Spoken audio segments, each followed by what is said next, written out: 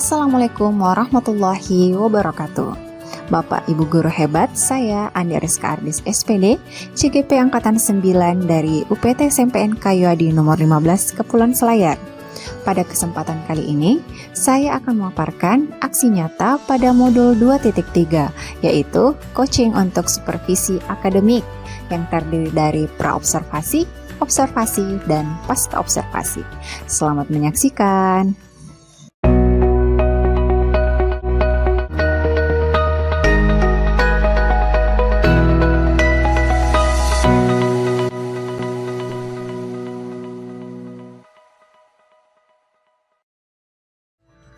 Adapun tujuan dari aksi nyata ini adalah CGP dapat mempraktikkan rangkaian supervisi akademik dalam pembelajaran dengan menggunakan paradigma berpikir coaching dan melakukan refleksi terhadap praktik supervisi akademik tersebut.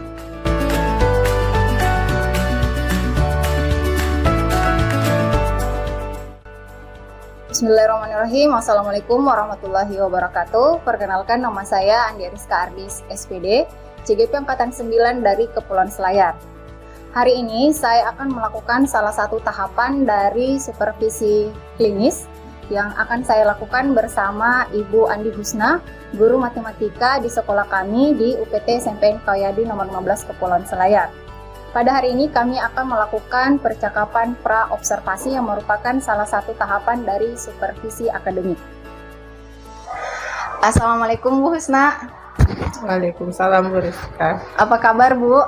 Baik, bagaimana dengan Ibu Rizka? Alhamdulillah kabar baik juga. Terima kasih Bu Husna sudah bersedia untuk saya supervisi. Kemudian di supervisi akademik yang akan saya laksanakan bersama Ibu Husna, ada 3 tahapan yang akan kita lakukan. Yang pertama itu pra-observasi, observasi, dan pasca observasi, seperti itu. Kemudian tujuan dari supervisi akademik yang akan kita lakukan itu supaya memastikan bahwa pembelajaran yang dilakukan di dalam kelas itu sudah berpihak kepada murid. Kemudian tujuan dari percakapan pra-observasi yang kita lakukan pada hari ini adalah untuk memastikan agar Ibu lebih siap lagi sebelum memasuki kelas, dan kita juga nanti akan menjadwalkan kapan waktu untuk observasi kelas dilaksanakan, seperti itu Bu. Oh iya Bu Rizka.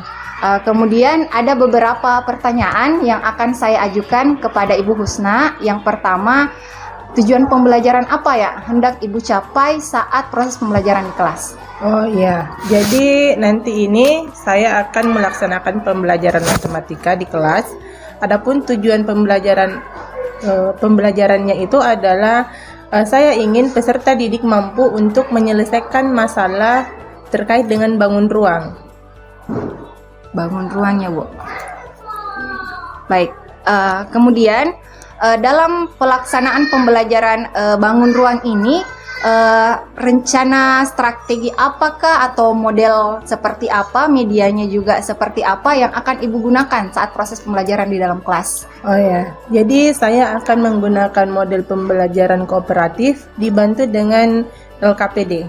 Cuman sebelum saya berikan LKPD itu, saya akan menjelaskan terlebih dahulu sedikit materi. Kemudian nanti dibagikan materinya, dibagikan LKPD-nya. Setelah itu barulah anak-anak berdiskusi bagaimana menerapkan volume bangun ruang untuk kehidupan sehari-hari. Baik, jadi nanti Ibu Husna akan mengajarkan tentang materi bangun ruang, di mana Ibu Husna di awal pembelajaran akan menjelaskan sedikit tentang materinya terlebih dahulu. Kemudian setelah itu akan membagi kelompok, di mana setiap kelompok akan dikasih LKPD, mungkin seperti itu ya. Jadi bangun ruang yang berkaitan dengan kehidupan sehari-hari. Iya, jadi lebih ke penerapan bangun ruang sendiri. Oke, jadi mengenai penerapan bangun ruang.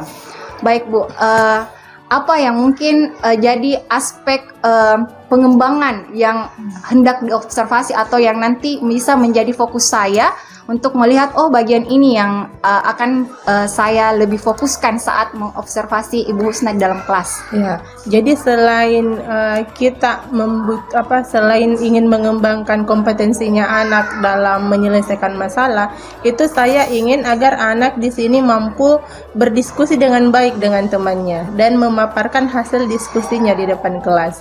Lebih ke bagaimana anak berkomunikasi dengan teman-temannya.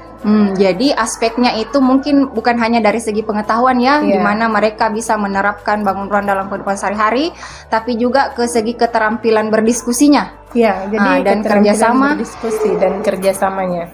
Dan keterampilan berbicara mungkin ya, karena akan ada presentasi juga. Iya, akan ada presentasi juga. Baik Bu. Kemudian kapan kira-kira proses observasi bisa dilaksanakan? Hari apa dan jam keberapa, Bu? Bagaimana kalau hari Senin? Hari Senin. Berarti hari Senin depan ya? Ya, Senin depan itu saya ada jadwal di kelas 9A jam ketiga. Jam ketiga. Oke. Jam ketiga. Jadi observasinya itu di kelas 9A pada hari Senin jam ketiga. Jam ketiga itu jam keberapa, Bu? Pukulnya? Jam 9. Oh, jam 9. Oke, baik. Jadi kita akan melaksanakan observasi di kelas 9A jam ketiga, yaitu pada jam ke-9.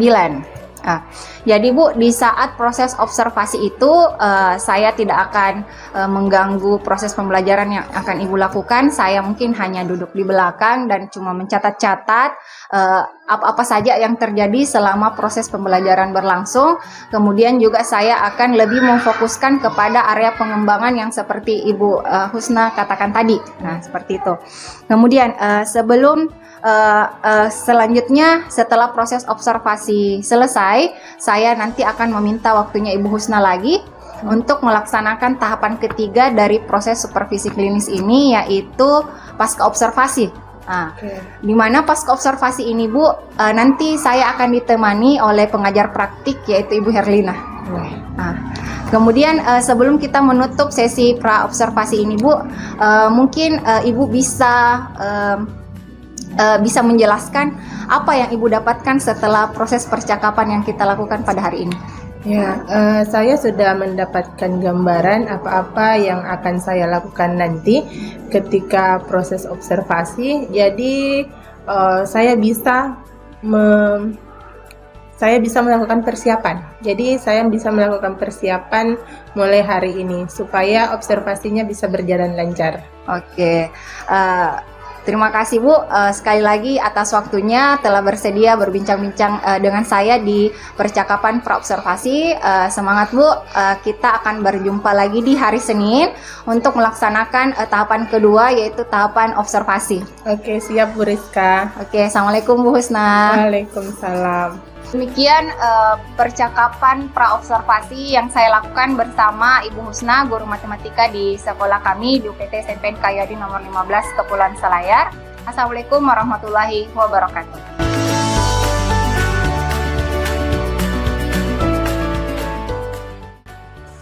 Assalamualaikum warahmatullahi wabarakatuh. Waalaikumsalam warahmatullahi wabarakatuh.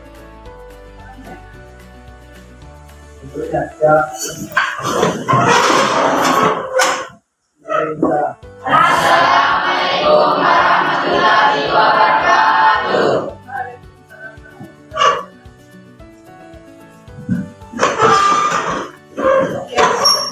Jadi hari ini kita ketemu lagi. Ibu absen dulu. Saya cek kehadirannya. Siapa-siapa yang tidak hadir hari ini?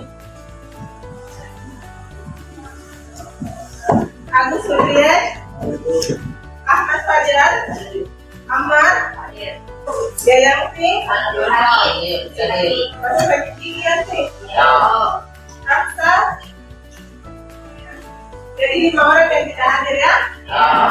Nah, hari ini yang akan kita pelajari itu tujuan pembelajarannya.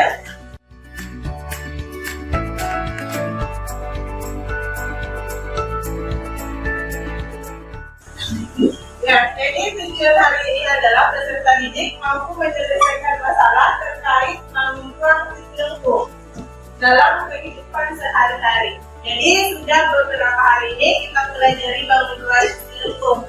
Ibu tanya dulu, yang bangunan lingkungan yang mana saja? Satu orang katakan. Satu. Ya, bola, terus dan tanah. Masih ada yang ingat yang mana luas permukaan sujud?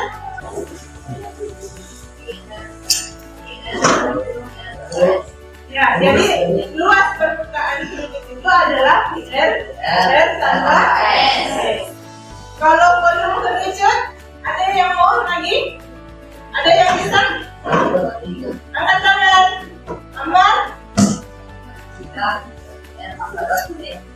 Ya, sepertiga R kuadrat dikali D. Saya rasa cukup ya untuk pengetahuan awalnya. Tetapi Ibu akan tambahkan lagi. Ya, jadi kalau diwujud yang luas permukaan itu tadi apa lagi rumusnya? Luas permukaan kerja? Tambah S. Tapi luas permukaan sujud di sini nanti saya sebenarnya dibagi dua. Ada namanya luas alas dan ada luas selimut. Ya. Bagaimana yang luas selimut itu? Luas alasnya di R kuadrat ini. Sedangkan luas selimutnya adalah kesini tambah R. Jadi dia sisa di R. Itu untuk luas selimut. Nanti digabung baru berlaku di R dan kurung R ditambah S.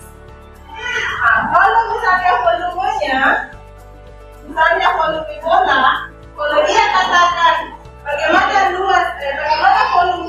volume bola itu kan 4/3 pi R pangkat 3. Tetapi kalau dia yang ditanyakan adalah setengah bola, berarti sepertiga dari itu. Sama dengan ketika luas bola. Kalau luas bola kan 4 pi R kuadrat. Tapi kalau dia setengah dari bola, berarti setengahnya dari 4 berapa? 2. Setengahnya ada 2. Ada 2.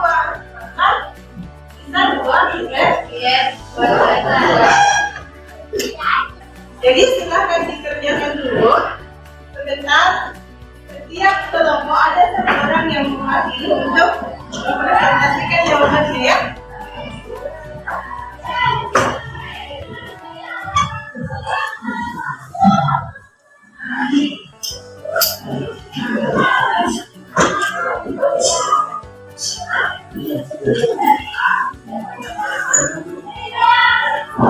Ya, silakan bekerja sesuai dengan kemampuannya dan berdiskusi dengan teman-temannya.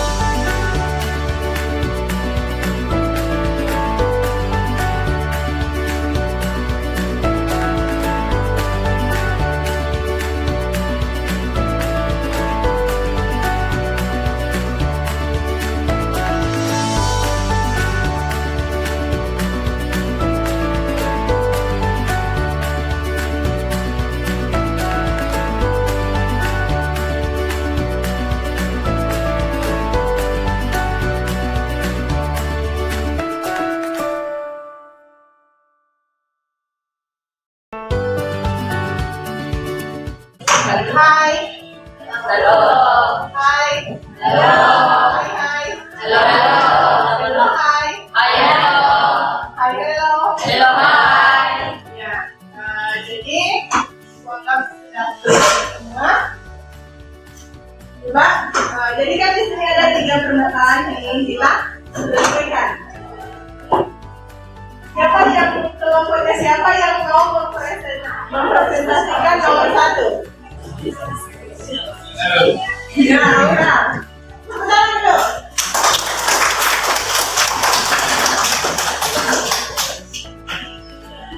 Jadi yang lain, coba perhatikan yang dikatakan Aura supaya sebentar bisa bertanya. Kalau misalkan ada yang berbeda atau ada yang ingin ditanyakan, yang kurang dimengerti dari langkah-langkahnya Aura ya. Aura silakan.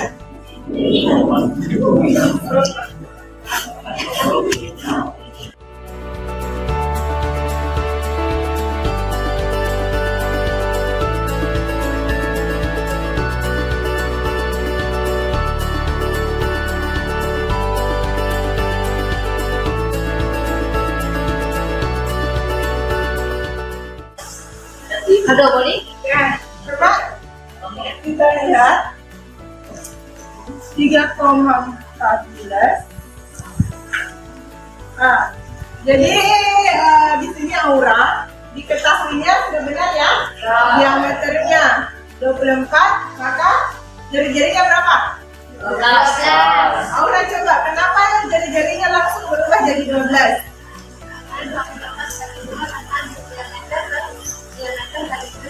Ya, bagus. Jadi untuk mendapatkan jari-jari diameternya dibagi 2. P 3,14, betul. T sama dengan 9. Nah, sampai S sama dengan akar dari sama dengan 15. Coba di sini. Ada tidak yang berbeda jawabannya dari Aura? Jadi ada berapa kelompok yang berbeda dengan Aura? 1, 2, 3.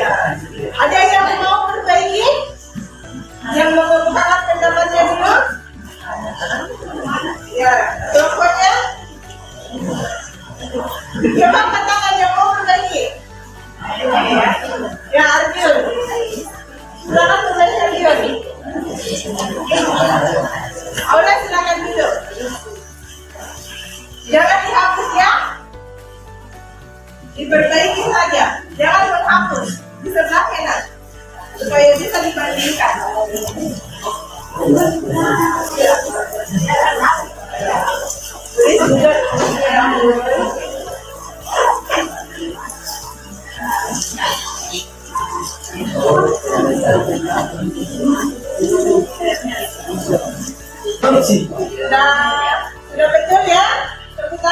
Arjun.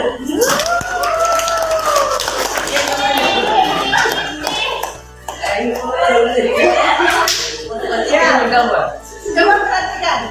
Apa yang berbeda dari Aura tadi dengan Arjun? Apa yang beda? Iya.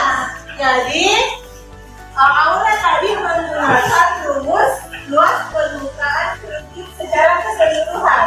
Sedangkan jelas tadi di sini di petunjuknya bahwa besar biaya pembelian sel itu hanya menggunakan luas seluruh. Jadi nanti orang lebih hati-hati lagi kalau mengerjakan soal. Ini sudah betul pemahamannya, cuman tidak terlalu teliti dalam membaca soal. Artinya silakan dulu. Ya, sekarang permasalahan kedua, siapa yang tahu? Permasalahan kedua katakan. Oke, Dedi.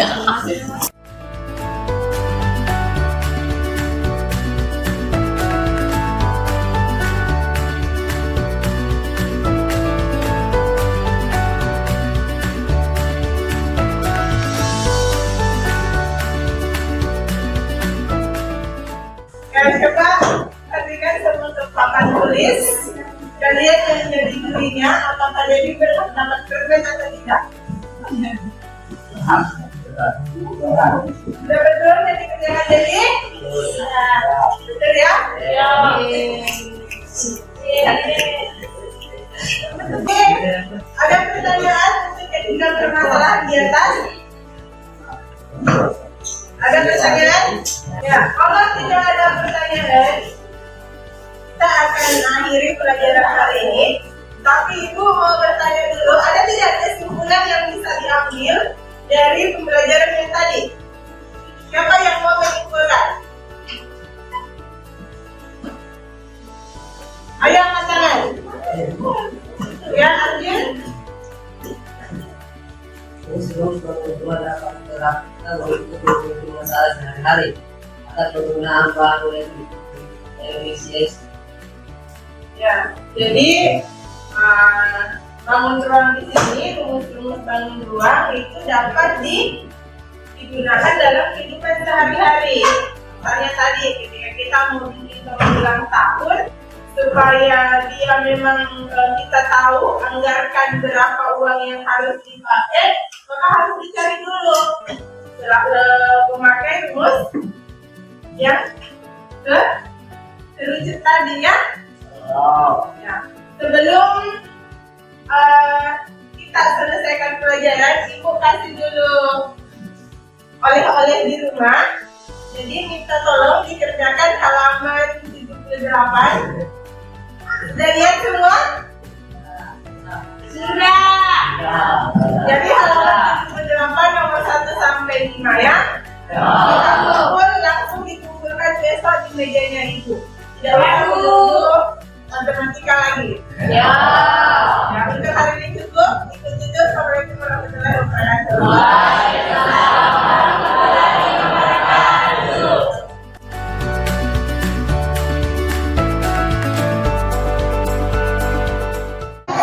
Bismillahirrahmanirrahim. Assalamualaikum warahmatullahi wabarakatuh. Perkenalkan, nama saya Andi Rizka Ardis, CGP Angkatan 9 dari UPT SMPN Kayuadi nomor 15 Kepulauan Selayar. Kembali hari ini saya akan melakukan rangkaian dari supervisi akademik, yaitu pasca observasi. Hari ini saya tidak sendiri, saya ditemani oleh Ibu Husna dan Ibu Erlina selaku pengajar praktik. Baik, langsung saja. Assalamualaikum Bu Husna, Bu Erlina. Waalaikumsalam warahmatullahi wabarakatuh. Apa kabar Bu Husna, Bu Erlina? Alhamdulillah. Baik, jadi Ibu Husna, hari ini kita kembali bertemu untuk melakukan percakapan pasca observasi, di mana pasca observasi ini merupakan rangkaian terakhir dari proses supervisi akademik. Nah, baik Bu Husna, adapun tujuan dari pasca observasi ini adalah untuk mengevaluasi hasil observasi yang telah kita lakukan pada hari Senin kemarin. Baik Bu Husna, kembali saya akan mengajukan beberapa pertanyaan pada pasca observasi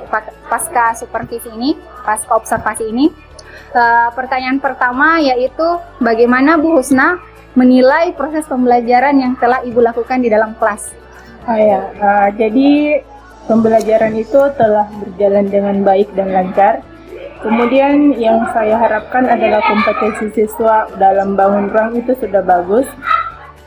Terus ada juga untuk masalah pengembangan bagaimana anak-anak berdiskusi dan bekerja sama dengan kelompoknya, itu juga dia sudah tercapai. Ada beberapa dan yang terakhir itu ada beberapa anak yang memang sudah bisa menyimpulkan apa yang kita pelajari hari itu. Jadi saya rasa untuk komunikasi di sini yang ingin saya kembangkan itu sudah tercapai. Baik Bu, jadi adapun area pengembangan yang ingin Ibu capai itu menurut Ibu sendiri itu sudah tercapai dilihat dari proses pembelajaran yang telah dilakukan. Ya. Selanjutnya Bu, bagaimana dengan kendala-kendala? Adakah kendala yang Ibu hadapi dari proses pembelajaran yang telah Ibu lakukan? Ada beberapa kendala. Yang pertama itu masih ada beberapa anak yang belum mengerti bagaimana penerapan bangun ruang itu sendiri. Kemudian yang kedua, kayaknya juga terkendala dengan waktu pelaksanaan, karena saya lihat masih ada beberapa anak yang ingin menyampaikan idenya, tetapi ternyata kita keterbatasan waktu, sudah bel begitu. Saya perkirakan kalau misalnya ini naik pasti akan bel setelah. Baik Bu, Bu Husna tadi sudah mengemukakan tentang kendala-kendala yang dihadapi dalam proses pembelajaran. Selanjutnya, bagaimana kira-kira Bu, Ibu Husna mengatasi kendala ini agar tidak terjadi lagi pada pertemuan selanjutnya? Saya rasa ingin memperbaiki metode. Saya pikir di sini sudah sebaiknya saya menggunakan pembelajaran berdiferensiasi. Jadi yang saya bedakan itu adalah kontennya, karena waktu itu LKPD yang saya gunakan itu adalah LKPD seragam, sehingga ada beberapa kelompok yang kehabisan waktu dalam menyelesaikan itu. Baik, itu tadi hal-hal yang akan Ibu lakukan untuk mengatasi kendala-kendala agar tidak terjadi pada proses pertemuan selanjutnya. Selanjutnya Bu Husna, saya akan memberikan umpan balik terhadap apa yang saya lihat dari proses pembelajaran yang telah Ibu lakukan. Boleh Bu? Ya boleh. Baik, kemarin Ibu Husna telah mengatakan bahwa area pengembangan yang ingin Ibu kembangkan itu tentang penerapan materi bangun ruang. Dan saya lihat benar memang Bu Husna, anak-anak itu tampak sudah menguasai materi bangun ruang itu, terlihat dari mereka bisa menyelesaikan soal-soal atau contoh kasus yang berhubungan dengan materi bangun ruang. Hanya saja masih ada beberapa anak yang keliru dalam pengaplikasian rumusnya. Hanya saja itu ya mungkin masih bisa diperbaiki karena hanya dalam pengaplikasiannya saja yang salah. Kemudian saya lihat anak-anak juga aktif dalam berdiskusi, dan betul yang Ibu katakan tadi, anak-anak sudah bisa mempresentasikan hasilnya, namun keterbatasan waktu. Hanya beberapa kelompok saja yang memiliki kesempatan untuk mempresentasikan hasil diskusi mereka. Bagaimana Bu Husna terhadap apa yang saya lihat dari proses pembelajaran Ibu? Apakah Ibu setuju dengan apa hasil pengamatan saya? Iya, setuju sekali. Selanjutnya Bu Husna, apa tindak lanjut yang akan Ibu lakukan atau area pengembangan Bu Husna untuk selanjutnya sehingga Bu Husna bisa lebih baik lagi dalam proses pembelajaran yang akan Ibu lakukan ke depannya? Ya, pengembangan yang akan saya lakukan nanti itu masih tetap meningkatkan diskusi anak. Cuman seperti yang saya katakan tadi bahwa nanti itu metodenya akan saya ubah, karena kita sadari sendiri bahwa ketika kita meminta anak berdiskusi berarti membutuhkan waktu yang lebih lama. Jadi supaya lebih efektif waktunya, saya akan bedakan kontennya. Jadi yang agak susah mungkin ke anak-anak yang lebih di atas, dan yang ke bawah, makin ke bawah juga saya kasihkan LKPD yang lebih mudah. Jadi seperti itu mungkin Bu Rizka. Berarti nanti kedepannya Ibu akan menerapkan pembelajaran berdiferensiasi seperti itu dengan membedakan konten materi yang akan diselesaikan oleh setiap kelompok. Iya. Nah, baik Bu Husna. Jadi Bu Husna tadi telah mengumpulkan tentang area pengembangan selanjutnya. Terima kasih Bu. Selanjutnya saya mungkin akan lemparkan ke pengajar praktik saya, Ibu Erlina, untuk memberikan umpan balik terhadap observasi yang telah kami lakukan. Terima kasih Bu Rizka. Dalam hal ini saya menyaksikan kemampuan ini sebagai itu sudah melakukan yang sesuai dengan apa yang kita harapkan, bahwasanya sudah menularkan kepada rekan sejawat dalam hal ini dalam pembelajaran sudah nampak berdiferensiasi walaupun tidak belum sepenuhnya, tetapi sudah ada kelihatan bahwasanya Ibu juga sebagai rekan sejawat Ibu Rizka sudah menerapkannya seperti itu. Jadi saya merasa gembira dalam hal ini bahwasanya Ibu Rizka sudah mampu menularkan ke temannya sendiri, baik itu dalam pembuatan RPP-nya, baik itu dalam metode yang dilaksanakan oleh Ibu Hasni dalam hal ini sudah nampak. Jadi saya mengharapkan untuk kedepannya lebih ditingkatkan lagi, dan untuk kedepannya lagi bisa menularkan lagi ke teman-temannya lain, supaya apa yang kita harapkan dari metode, dari apa yang kita mau lakukan, apa yang kita harapkan, itu bisa terlaksana dengan baik sesuai dengan apa yang kita inginkan. Terima kasih Bu Rizka, terima kasih Bu atas kesediaannya untuk saya dampingi dalam hal ini. Terima kasih banyak. Ya, Bu. Terima kasih Bu Erlina atas umpan baliknya. Semoga kami berdua bisa terus berproses untuk memperbaiki proses pembelajaran yang kami lakukan. Itulah tadi proses percakapan pasca observasi yang merupakan rangkaian ketiga dari supervisi akademik. Terima kasih. Wassalamualaikum warahmatullahi wabarakatuh. Waalaikumsalam warahmatullahi wabarakatuh.